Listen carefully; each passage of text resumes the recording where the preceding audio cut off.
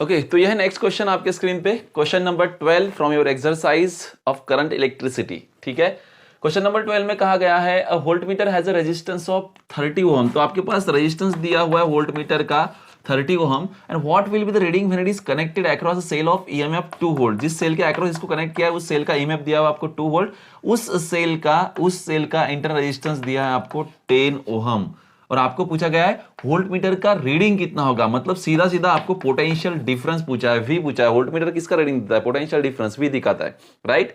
तो वोल्टमीटर जो पैरेलल में कनेक्ट किया जाता है वो अक्रॉस कनेक्ट किया है एक सेल के, जिसका इंटर रेजिस्टेंस भी और जिसका ईएमएफ भी दिया हुआ है, और आपको वी की वैल्यू कैलकुलेट करनी है।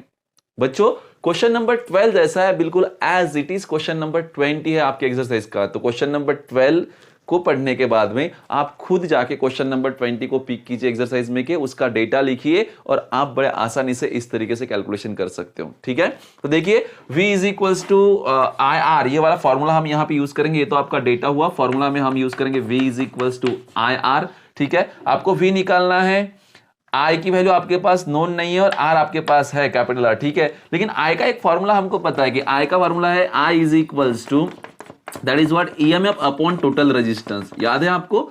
तो जो गैल्वानोमीटर है, आई मीन जो वोल्ट मीटर है, उसका रेजिस्टेंस है आपके पास R और सेल का रेजिस्टेंस है स्मॉल r। तो दोनों रेजिस्टेंस की एडिशन E के डिवाइड में आएगी, वो I का फॉर्मूला है। तो आपका V is equals to I की वैल्यू पुट कर दीजिए, वो हो जाएगा E upon R plus R into क्या? Capital R।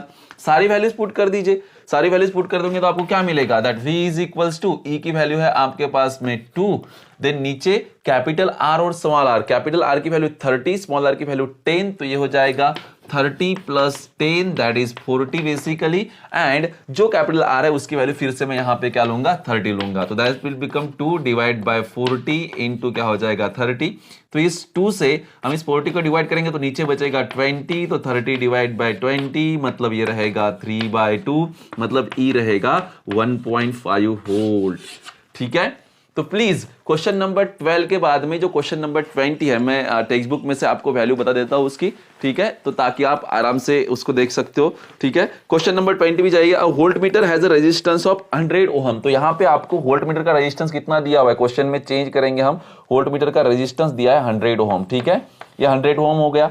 देन उसके बाद में what will be the reading when it is connected across cell of EMF 2 volt. Cell का EMF दिया हुआ है 2 वोल्ट एंड इंटरनल रेजिस्टेंस दिया है 20 ओहम। तो इंटरनल रेजिस्टेंस 20 ओहम और वोल्ट मीटर की रीडिंग पूछिए आपको। ठीक है, बस डेटा चेंज हो गया है, इस डेटा को यूज करिए, सेम फॉर्मूला है और कैलकुलेशन कीजिए। आपके पास जो फाइनल आंसर आ रहा है इसमें 1.66 वोल्ट आ रहा है। ठीक है, तो ये क्वेश्चन हो गया। मतलब ये 2 क्वेश्चन वोल्ट मीटर कैलकुलेशन के थे एक्सरसाइज में। आई होप बड़े आसानी से आपको समझ में आए होंगे। ठीक है, इसके बाद में हम लेते हैं क्वेश्चन नंबर 3। ठीक है, इस क्वेश्चन में कहा गया है कि a set of 3 coils having resistances 10 ohm, 12 ohm and 15 ohm are connected in parallel. This combination is connected in series with the series combination of 3 coils of the same resistances। बड़ा simple question है। इस question में कहा गया है कि आपके पास में 3 कॉइल्स है, उनके रेजिस्टेंसेस भी रिस्पेक्टिव आपको दिए हुए हैं। उन तीनों कॉइल्स को आपने पैरेलल में जोड़ा हुआ है। ये जो दिख रहे हैं ना आपको 10 ओहम, 12 ओहम और 15 ओहम, उनको पैरेलल में जोड़ा है, तो उनका एक पैरेलल कॉम्बिनेशन बनेगा। और इस पैरेलल कॉम्बिनेशन को हमने कनेक्ट किया है सीरीज में, किसके साथ? तो इन्हीं 3 रेजिस्टेंस के सीरीज कॉम्बिनेशन के साथ। ठीक है, ऐसा कहा गया। और आगे कहा है calculate the total resistance of the current, total resistance and the current through the circuit if the battery of EMF 4.1 volt is used for drawing the current. तो आपने जो 2 कॉम्बिनेशन यूज किए, एक parallel combination of 3 coils and a series combination of that same 3 coils, इनको आपने series में connect किया, तो उनका इफेक्टिव रेजिस्टेंस क्या होगा ये आपको निकालना है। और जब आप बैटरी कनेक्ट करोगे, जिस बैटरी का EMF या वोल्टेज आपको 4.1 वोल्ट दिया हुआ है, तो वो बैटरी से कितना करंट विड्रॉ होगा, यानी कि I is equal to question mark है। ठीक है, तो मैं इधर आता हूँ, क्वेश्चन सॉल्व करते हैं। तो पहले क्वेश्चन की डायग्राम बना लेता हूं मैं। ठीक है, डेटा में तो आपके पास वैल्यू आपको समझ में आएगी। तो जो 3 रेजिस्टेंस है, जो 3 कॉइल्स है, मैं डायरेक्टली उसको रेजिस्टेंस के फॉर्म में ड्रॉ कर लेता हूँ। ठीक है, 10 ओहम, 12 ओहम एंड 15 ओहम। तो ये 3 रेजिस्टेंस है मेरे पास। ठीक है, ये पहला रेजिस्टेंस, ठीक है, ये दूसरा वाला रेजिस्टेंस एंड ये तीसरा, थर्ड वाला रेजिस्टेंस। ठीक है, ये तीनों रेजिस्टेंस को हम नाम भी दे सकते हैं, let's say R1, R2 and R3। ये आपका रेजिस्टेंस है R1 पहला, एंड इसकी वैल्यू दी है आपको 10 ओहम, ये दूसरा रेजिस्टेंस, इसको मैं कहता हूं R2 और इसकी वैल्यू आपको दी हुई है 12 ओहम। और ये जो तीसरा रेजिस्टेंस है इसको कहता हूं R3 और इसकी वैल्यू आपको दी हुई है 15 ओहम। इन तीनों को पैरेलल कॉम्बिनेशन, पैरेलल ही जोड़ा हुआ है, ठीक है। देखिए इनके जो टर्मिनल से कैसे जुड़े हुए हैं, तो आप समझ सकते हो पैरेलल जोड़ा हुआ है इन तीनों को, ठीक है। देन इन्हीं तीनों को हमने सीरीज में जोड़ दिया, ठीक है। ये पहला आपका उसी वैल्यू का, दूसरा लगे तो हम नॉमिनक्लेट अलग तरीके से कर सकते हैं, नाम अलग रख सकते हैं इनका। जैसे इसको हम नाम देंगे R4, ठीक है, कितना होगा 10 ओहम। इसको नाम देता हूं R5, कितना होगा ये 12 ओहम, ठीक है। और ये तीसरा है ठीक है, इसको नाम देंगे R6 और इसकी वैल्यू लेंगे हम 15 ओहम। देखिए ये तीन रेजिस्टेंस का पैरेलल कॉम्बिनेशन है और उन्हीं तीन रेजिस्टेंस का ये सीरीज कॉम्बिनेशन है। इन दोनों कॉम्बिनेशन को हमने जोड़ दिया सीरीज में। कैसे जोड़ दिया उनको? सीरीज में, ठीक है। सीरीज में जोड़ा और फिर इनको कनेक्ट किया हमने एक बैटरी के साथ में, जिस बैटरी का ईएमएफ दिया हुआ है आपको 4.1 वोल्ट। कितना दिया हुआ है इसका? 4.1 वोल्ट। आपको पूछा गया है कि इफेक्टिव रेजिस्टेंस कितना होगा, दो इक्विवेलेंट रेजिस्टेंस कितना होगा, एंड साथ ही साथ में बैटरी में से जो करंट विड्रॉ होगा की क्लोज करने के बाद, ठीक है। तो ये जो करंट फ्लो होगा, दैट करंट की वैल्यू, आई की वैल्यू आपको पूछी है, ठीक है। तो चलिए कैसे सॉल्व करेंगे मुझे बताइए। इन तीनों सीरीज में, तो तीनों को तो सिंपली ऐड करोगे आप, जैसे 10 + 12 + 15, तो सिंपली इनको ऐड करोगे तो ये सीरीज कॉम्बिनेशन सॉल्व हो जाएगा। और वैसे ही इन पैरेलल कॉम्बिनेशन को सॉल्व करेंगे। तो चलिए पहले पैरेलल कॉम्बिनेशन का इफेक्टिव रेजिस्टेंस कितना आता है वो कैसे निकालते हैं, ठीक है। तो effective resistance in parallel combination का फॉर्मूला है हमारे पास, दैट इज 1/RP। आपको पता है पैरेलल कॉम्बिनेशन 1/RP, आप लोअर क्लासेस में पढ़ चुके हो इसको। इज इक्वल टू क्या होता है, जो रेजिस्टेंस जुड़े जैसे 1/R1 + 1/R2 और +1/R3, सारी वैल्यू पुट कर देंगे तो ये हो जाएगा 1/RP। डायरेक्टली भी फार्मूला यूज कर सकते हैं लेकिन मैं जानबूझ के पूरा लिख रहा हूं, ठीक है। तो हो जाएगा 1/10 + 1/12 + 1/15, ठीक है। इसको कैलकुलेट करेंगे, ठीक है। तो 1/10 को कंटिन्यू रखा मैंने, प्लस यहां से क्या कॉमन निकल सकता है, तो यहां से मैं 3 कॉमन, 1/3 कॉमन निकलता हूं तो अंदर रहेगा 1/4 + 1/3, ठीक है। यहाँ पे देखिए, सॉरी 5 आएगा यहाँ पे, ठीक है। अब इसको सॉर्ट आउट करेंगे तो ये 5 और ये 4, तो ये हो जाएगा 9/20। तो यहाँ पे प्लस ऊपर रहेगा 9, इधर रहेगा 3 इंटू रहेगा 20 और ये रहेगा 1/10, करेक्ट है। 1/RP की वैल्यू यहाँ पे, ठीक है। फिर से सॉर्ट आउट करते हैं, 1/RP इज इक्वल टू कितना वैल्यू आएगा, तो ये तो हो गया 60 आपका, ठीक है। तो आपके पास है 1/10 प्लस दैट इज 9 आप आपके तरीके से कर सकते हो, तो ये 60, ठीक है। फिर कैलकुलेट करोगे तो ऊपर रहेगा दैट इज व्हाट 9 इंटू, ये ऊपर रहेगा क्रॉस मल्टीप्लाई करेगा 60, ये रहेगा 90 डिवाइड बाय ये रहेगा 600, ठीक है। और इधर 1/RP। तो बच्चों 1/RP इज इक्वल्स टू यहाँ पे रहेगा 9 + 6 दैट इज 150/600, ठीक है। तो कैंसिल हो जाएगा, ये 1/4 आएगा। 1/RP इज इक्वल्स टू 1/4, मतलब ही RP की वैल्यू आपको मिल जाएगी that RP is equals to 4 ohm. कितना मिल जाएगा आपको RP की वैल्यू? 4 ओहम, ठीक है। अब रही बात किसकी? सीरीज कॉम्बिनेशन की, सीरीज कॉम्बिनेशन, ठीक है। तो सिंपल सी बात है, अभी देखिए ये जो पूरा मैंने सॉल्व किया है, इसकी जो पैरेलल कॉम्बिनेशन आया है, इसकी वैल्यू कितनी आई है? 4 ओम। अब ये 4 ओम और ये तीनों के तीनों जो रेजिस्टेंस है, इन सबकी हम एडिशन करेंगे तो हमको क्या मिलेगा? Equivalent resistance. तो इक्विवेलेंट रेजिस्टेंस जो होगा वो क्या होगा? RP + R4 + R5 + R6, correct है।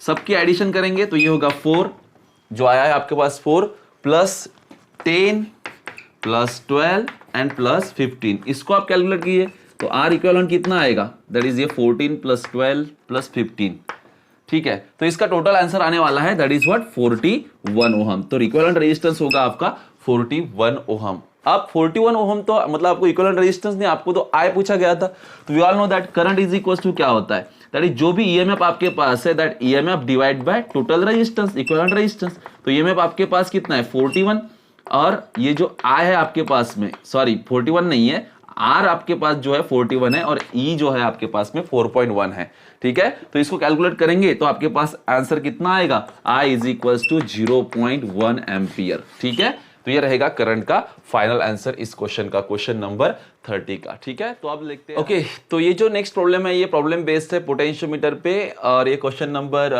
14 है आपके एक्सरसाइज में से, ठीक है, जो एक्सरसाइज है आपकी टेक्स्ट बुक के अंदर, ठीक है, उसमें का क्वेश्चन नंबर 14 है ये, ठीक है, क्वेश्चन नंबर 14। तो चलिए देखते हैं क्वेश्चन में क्या कहा है। बड़ा सिंपल क्वेश्चन है।